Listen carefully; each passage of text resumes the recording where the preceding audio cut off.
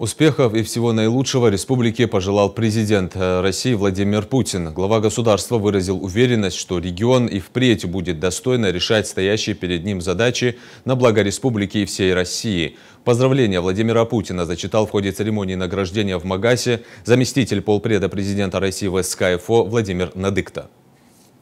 Дорогие друзья, поздравляю вас со знаменательной датой – столетием образования Ингушской автономной области. Создание автономии стало важной вехой в истории национально-государственного строительства в нашей стране, способствовало социально-экономическому развитию региона, сохранению языка, самобытности культурного и духовного наследия живущих здесь народов. Вы по праву можете гордиться именами и достижениями многих поколений своих земляков, писавших яркие страницы в ратную и трудовую летопись Отечества, их серьезным вкладом в развитие науки, искусства, просвещения. Сегодня Республика Ингушетия обладает значительным аграрным, производственным, туристическим потенциалом. В регионе создаются условия для привлечения крупных инвестиций, реализуются масштабные проекты в социальной сфере, совершенствуется транспортная инфраструктура.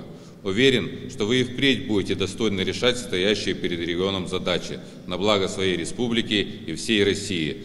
Желаю вам успехов и всего наилучшего. Президент Российской Федерации Владимир Владимирович Путин.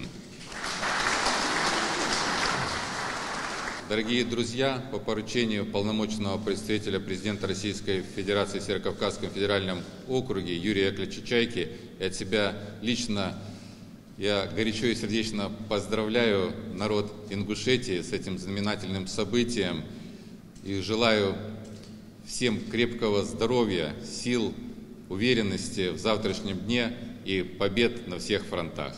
С праздником!